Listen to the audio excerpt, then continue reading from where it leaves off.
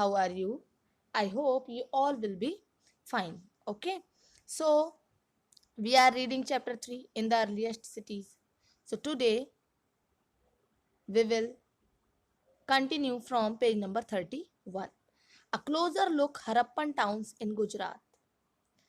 गुजरात में हड़प्पन हड़प्पा कालीन नगर का, टाउन्स मीन्स नगर है ना, नगर का सूक्ष्म निरीक्षण a closer look. Okay, the city of Dholvira was located in Khadir Bet, also spelled as Beth, in the run of Kutch, where there was fresh water and fertile soil, unlike some of the other Harappan cities, which were divided into two parts. Dholvira was divided into three parts, and each part was surrounded with massive stone walls, with entrances through gateways. There was also a large open area in the settlement where public ceremonies could be held. Other finds include large letters of the Harappan script that were carved out of white stone and perhaps inlaid in wood. This is a unique find as generally Harappan writing has been found on small objects such as seal. तो कच्छ के इलाके में खदिर बेद के किनारे धौलवीरा नगर बसा था।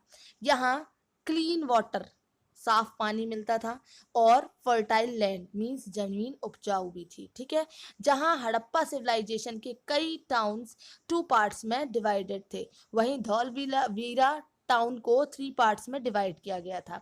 इसके हर part के चारों ओर स्टोन की ऊंची ऊंची दीवारें, वॉल्स है ना, बनाई गई थी। इसके अंदर जाने के लिए बड़े बड़े गेटवेज थे। ठीक है, एंट्रेंसेस मतलब प्रवेश द्वार, और इस नगर में एक खुला मैदान भी था, लार्ज ओपन एरिया। ठीक है, जहां सार्वजनिक कार्यक्रम आयोजित किए जाते थे, पब्लिक सेरेमनीज। यहाँ मिले कुछ अवशेषों में हड़प्पा स्क्रिप्ट के बड़े बड़े अक्षरों को, है ना, बिग वर्ड्स को स्टोन्स में खुदा पाया गया है। इन स्क्रिप्ट्स को संभवतः लकड़ी में जड़ा गया था। ये एक अनोखा अवशेष है क्योंकि आमतौर पर हड़प्पा के लेख मुहर जैसी या सील जैसी छोटी वस्तुओं पर पाए जाते हैं। तो गुजरात की खंबात की खाड़ी में मिलने वाली साबरमती एक उपनदी है। उपनदी का मतलब होता है ट्रिब्यूटरी। ओके, साबरमती की एक उपनदी के किनारे बसा लोथल नगर ऐसे स्थान पर बसा था जहां प्रीसियस स्टोन्स जैसे रॉ मटेरियल्स आसानी से मिल जाते थे। यहाँ स्टोन्स, शेल्स एंड मेटल्स से बनाई गई चीजों का एक महत्वपूर्ण केंद्र है, इंपॉर्टेंट सेंटर। ओके, इस नगर में एक स्टोर रूम भी पाया गया है। ओके, इस स्टोर रूम से कई सील्स और मुद्रांकन मीन सीलिंग्स, है ना, या सीलिंग्स ही कहा जाए, वो मिले हुए हैं। ठीक है, गीली मिट्टी पर दबाने से बनी जो उनकी छाप होती है, the impression of seals on clay.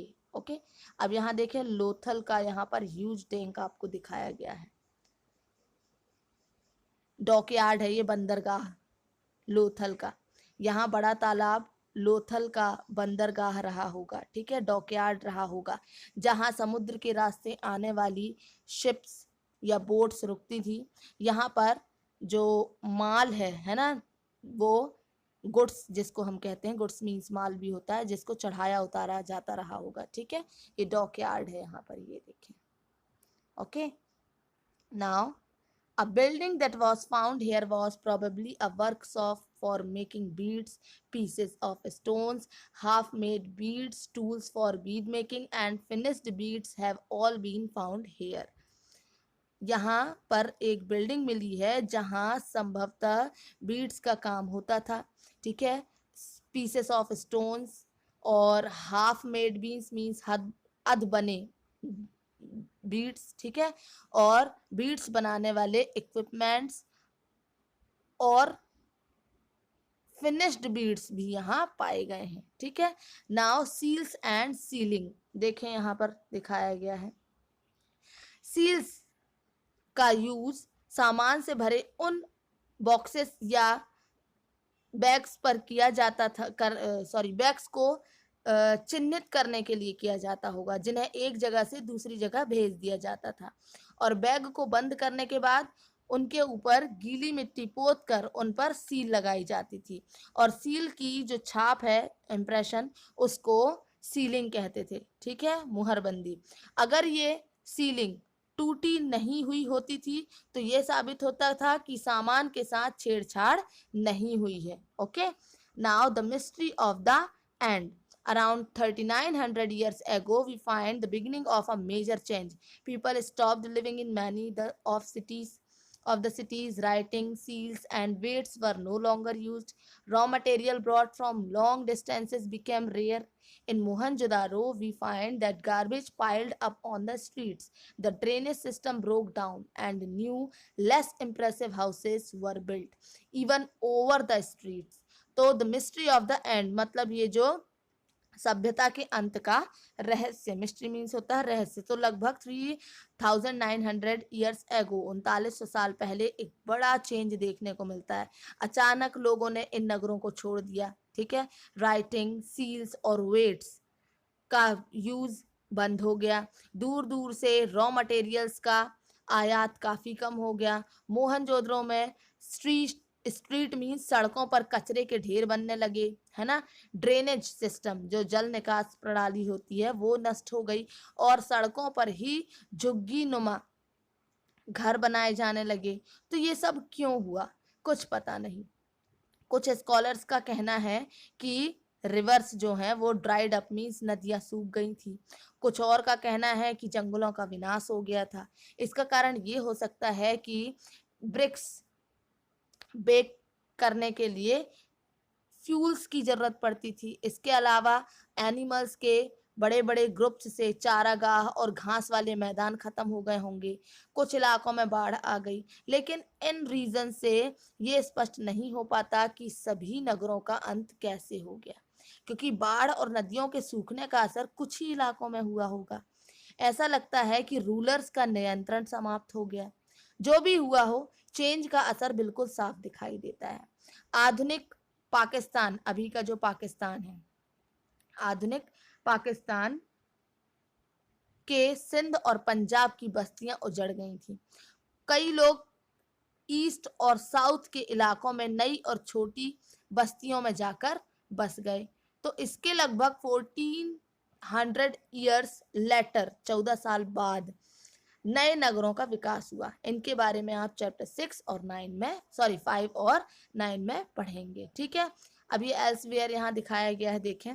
अपने एटलस में आप मिस्र ढूंढें, तो नील रिवर के आसपास वाले इलाकों को छोड़कर मिस्र का ज्यादातर भाग रेगिस्तान है, डेजर्ट। ठीक है, तो लगभग 5000 ईयर्स एगो मिस्र में शासन करने वाले, है ना, रूल करने वाले किंग्स ने गोल्ड, सिल्वर और इवोरी मतलब होता है हाथी दांत, है ना, वुड और प्रीसियस स्टोन्स लाने के लिए अपनी जो सेनाएं थी, आर्मीज, है ना, उनको दूर दूर तक भेजिए। ठीक है, इन्होंने बड़े बड़े मकबरे बनाए जिन्हें पिरामिड के नाम से जाना जाता है।